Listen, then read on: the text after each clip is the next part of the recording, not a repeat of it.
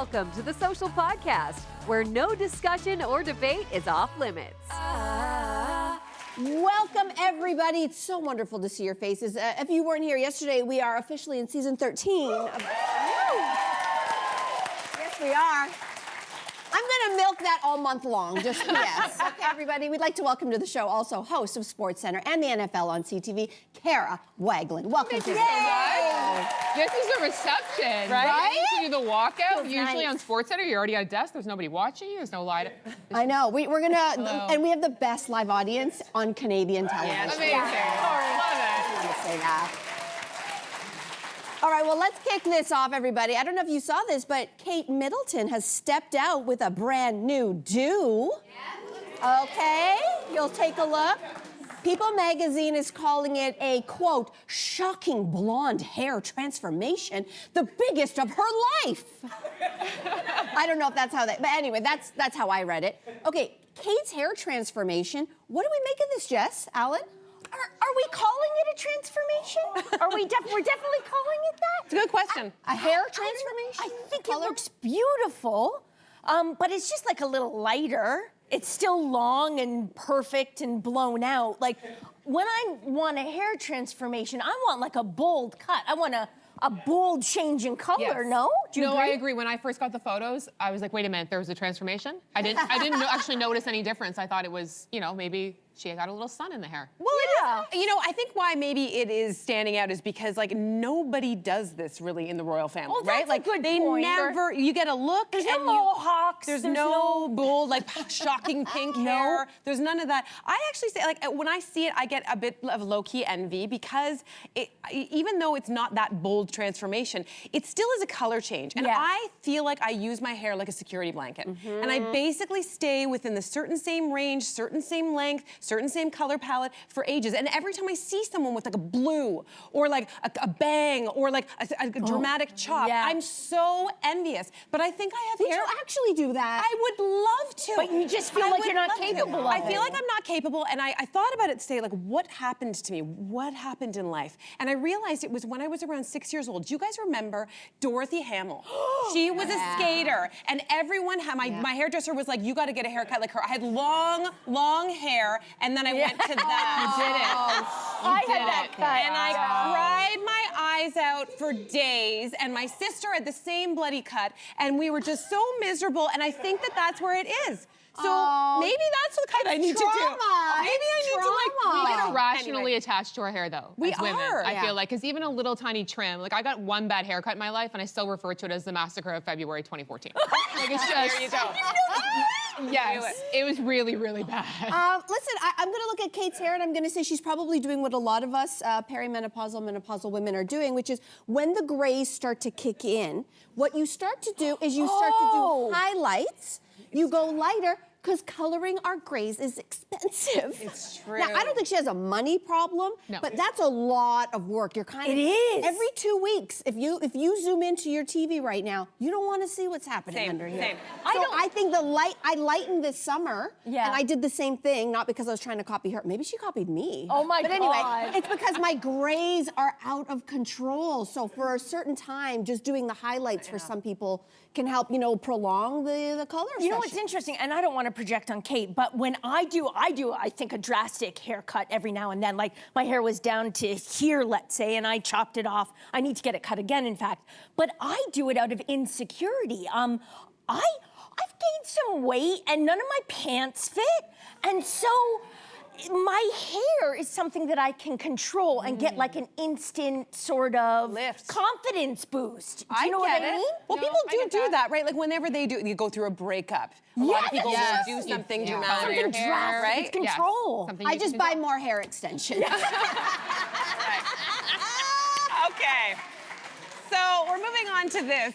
Do you always answer calls? It looks like Lenny Kravitz never lets his friends go to voicemail because Denzel Washington called him up in the middle of an interview on Jimmy Kimmel Live. So he said, I just got out of the shower.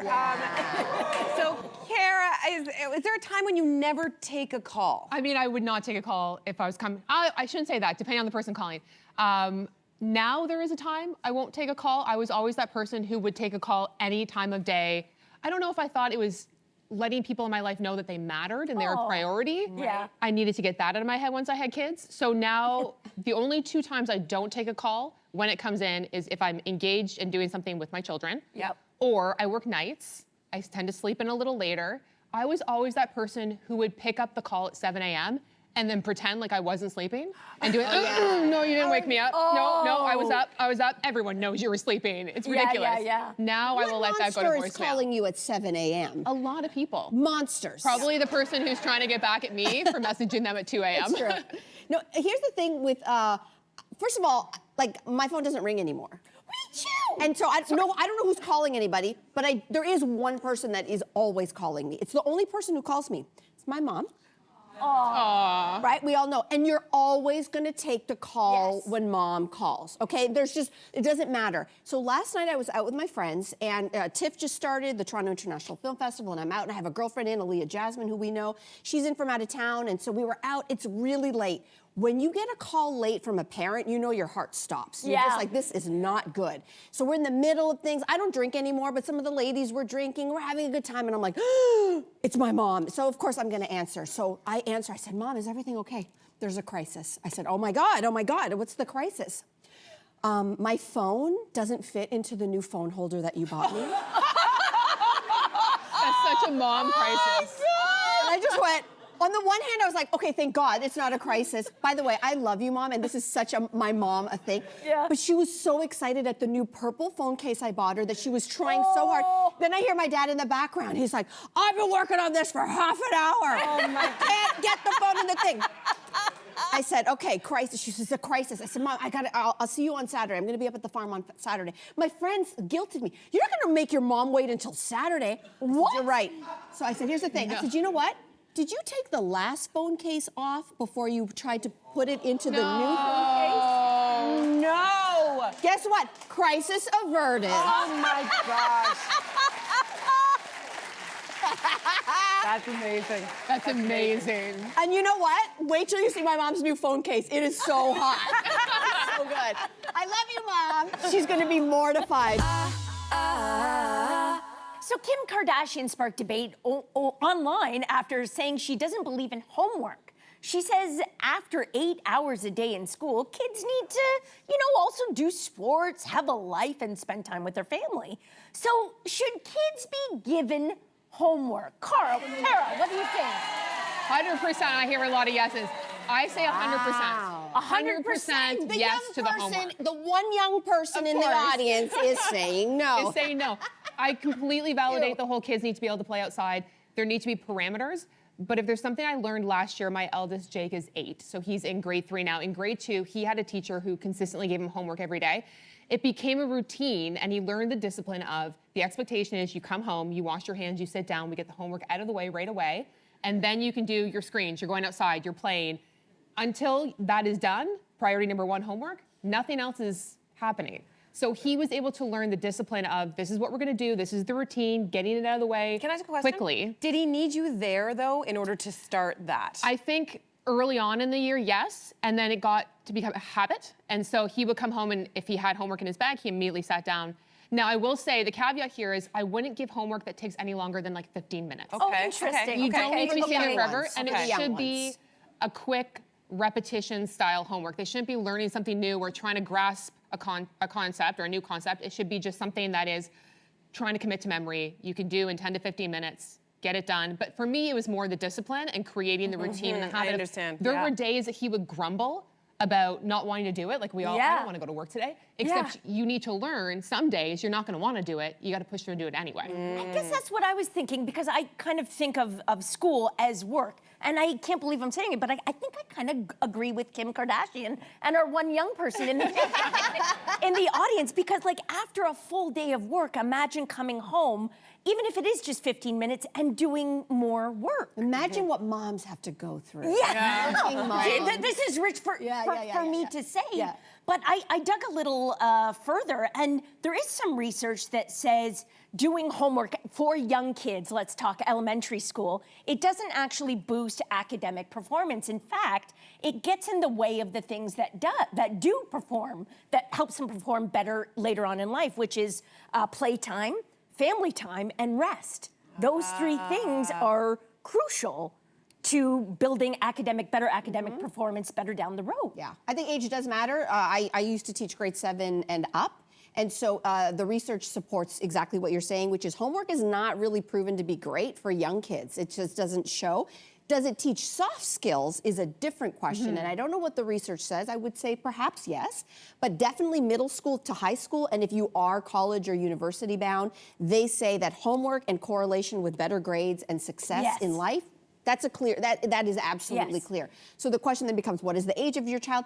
Is that homework relevant? And I'm gonna throw in the twist, which is something we talk about all the time. Our kids are close in age, 11 and 12, is AI is gonna change everything. It's not about the knowledge anymore. It's not so much the focus of what they're learning, it's how to learn. Oh, interesting. So as a teacher, my job wasn't like, I gotta teach you ABC 1, 2, 3. I gotta teach you how to learn. So then are you in support and therefore homework is a great tool to practice those soft skills. Yeah, absolutely. So, like, I mean, I grew up doing homework, and I think it provided me with the skills that you're talking about.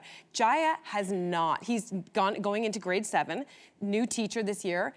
That teacher also subscribes to the same thing that Kim Kardashian's teacher clearly does. No homework. He's in a split 7-8. And listen, as an individual, I'm like happy about it because I hate doing homework with him.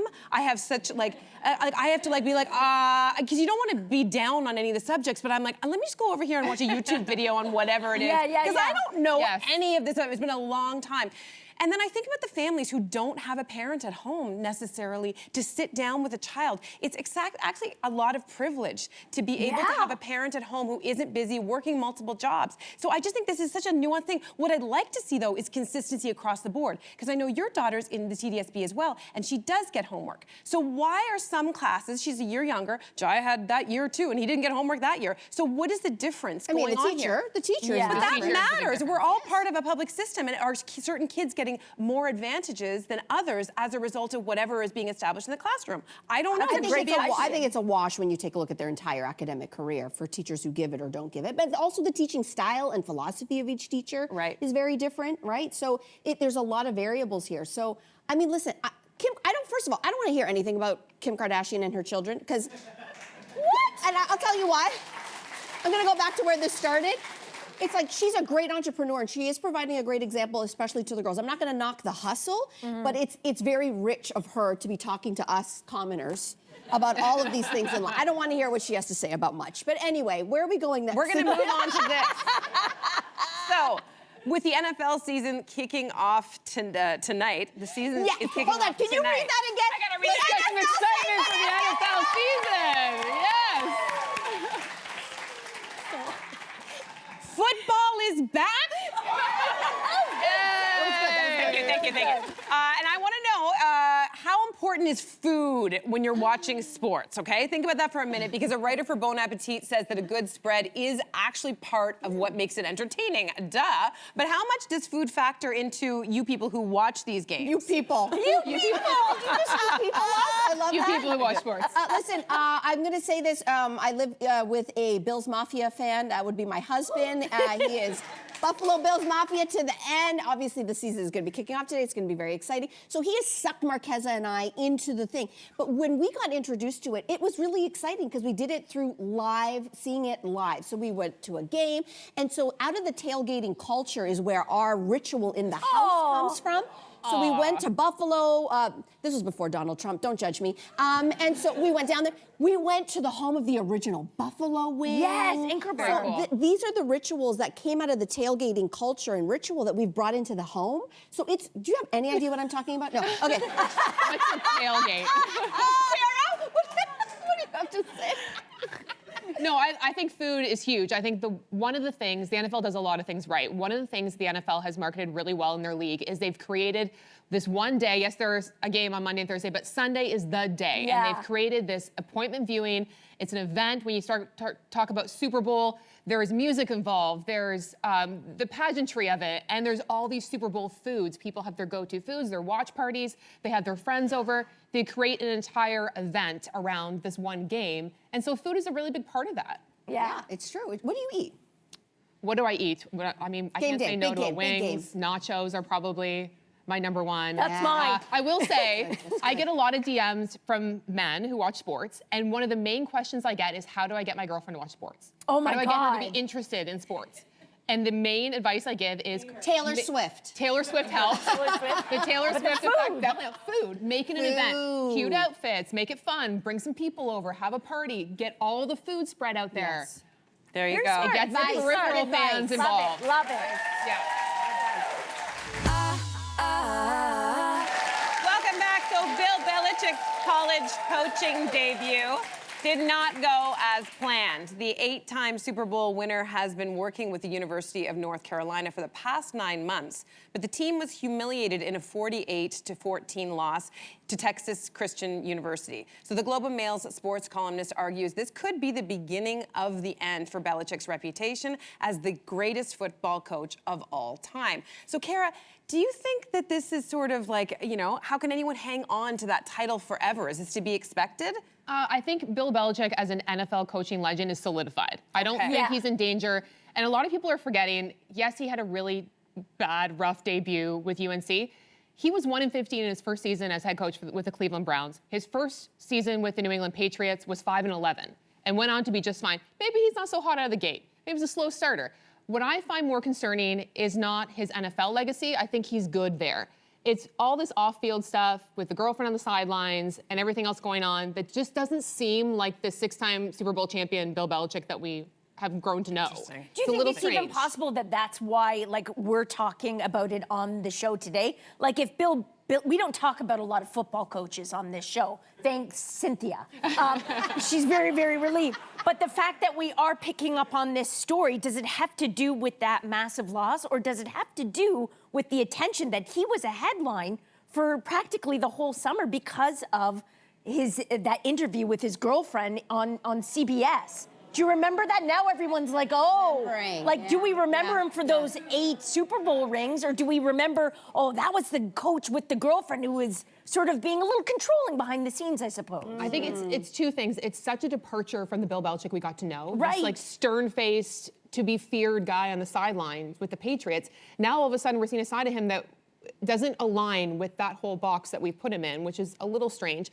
But I also think that people are maybe cheering for him to fail a little bit right now. Yeah. ESPN's numbers for that game were absolutely off the charts the other night for the UNC game. So I think once he started to decline in the NFL, people love to put people up on a pedestal, and they love even more to knock them down. Do they? I think that goes across the board outside of coaching anywhere. Yes. But do you think the fact that we ended up learning a lot about his personal life sort of hindered his, like, how much do we know about coaches' personal lives in general? Like, do you know a lot? No, you don't know a ton. They kind of keep that to themselves. He used to be, like, staunchly personal and didn't really talk to media outside of 3-word answers in their media conferences. That's what seems so out of place now, is all of a sudden he seems a lot more open. He's dating this 24-year-old. She's on the sidelines. I don't care how old, if you're consenting adults, I don't care how old your partner is. Why are you taking your kid to work? Like, why is she on the sidelines? Okay, but wait a minute, wait a minute. She did homework. Sorry, even though I know nothing. I'm curious about, like, okay, but, like, everyone has been talking about Taylor Swift and Travis Kelce and that relationship. I mean, how is that? I know it's different. Coaches obviously, are a whole different category. but are they? Should they be? Yes. Like, really? Okay. Part of what's made the NFL so huge is because the players are willing to be so forward-facing and willing to be so marketable and out there. So you can't be in a public even barring the fact that this is a weirdo relationship. If it was a normal relationship, you can't have a new girlfriend or a new on the side. It's just so counter to what his image was. And Taylor Swift is not on the sidelines during practice. Yeah, they're not trademarking trademarking gold digger and all these weird terms. Like, it's just it's gotten a little strange. Yeah. It's true. I mean, give the guy some slack. He has a 5-year contract. If everything just rests on that first game, like, we're all in trouble. So fair, right? I want to stick to this because we talked. Cynthia so eloquently told us that tonight is the NFL kickoff of the season. And yes, very good. It's very good. So, in case you don't know, the reigning Super Bowl champion, which were the Philadelphia Eagles. Thank you. They're from Philadelphia. You're amazing. And they're hosting the Dallas Cowboys tonight. They're from Dallas. Yeah. And anyway, I want to get your thoughts on the game tonight. It's big. It's a big deal. We've been planning for it in my house as well. There's a lot of people thinking this is going to go only one way. But what are your thoughts? I think it's probably going to go only one way. Yeah. The good news is a lot of people... I mean, it's going to be the Eagles, right? Oh, heard it here first. I'm not breaking any news here. They traded away their best player, Micah Parsons, which was a big head scratcher the Dallas Cowboys did.